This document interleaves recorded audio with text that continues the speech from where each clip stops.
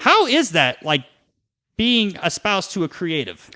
You know, it's very interesting. I feel like we're like on such opposite ends of the spectrum sometimes because And you ain't talking autism. Oh my God. I feel like sorry. No, you're good.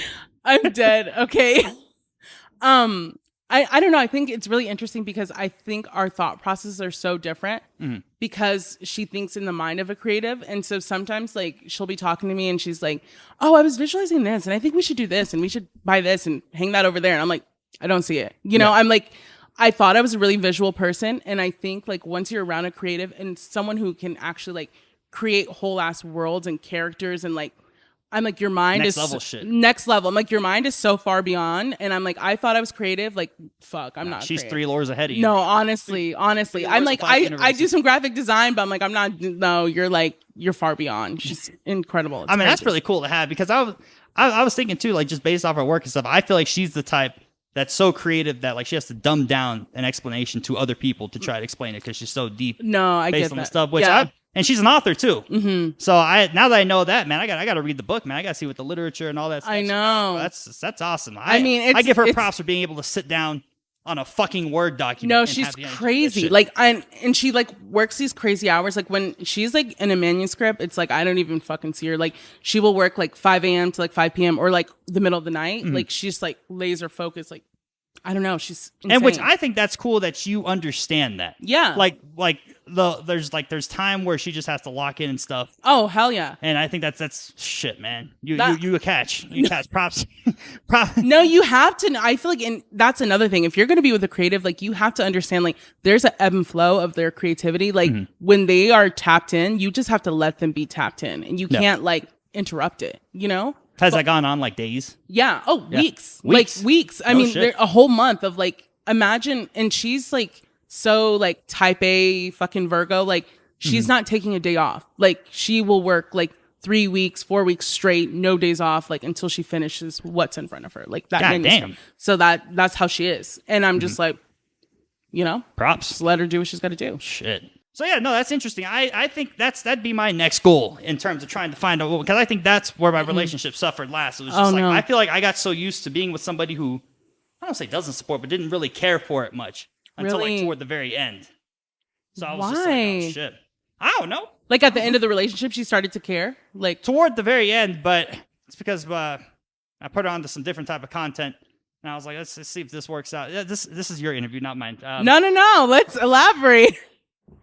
I mean, I never wanted to get into this too deep, but yeah, no, it was like toward the very end. Yeah, we started making content.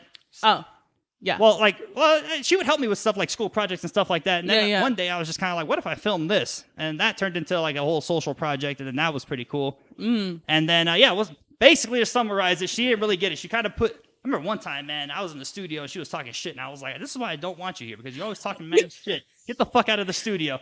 Talking shit in the studio? Yeah. And my boy's girlfriend, Ego, is I don't know what the fuck she is, man, but weird. She was doing that to him too, and I don't know, I have a philosophy when I'm in the studio now to where it's just like, I feel like unless you have a purpose in there, I don't feel like you should be in there. Yeah. So that's why I'm like, dude, once I go big, I don't be wanting bitches in the studio popping champagne and stuff. That's just gonna piss me the fuck off. No. I'm like, let me do my thing. There's a time and place. Exactly. And it's just kind of like, I don't know. Already ordered strippers and a booty pole, right?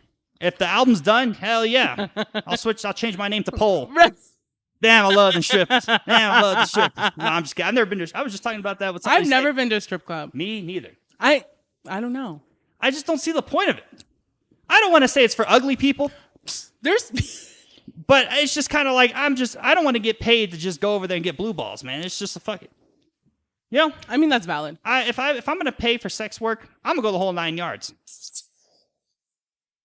That's just real shit. I mean, that's real. That's real. If you're going to pay, I mean, and shout out to the sex workers. Exactly. Shout out to the sex workers. Shout out to the OnlyFans. Because you guys are working your ass off, literally. And you're taken for granted a lot of the times. I agree. But, you know, it's just not my space, you know, to be in. Like, hey, it's not for everybody. That's for damn sure.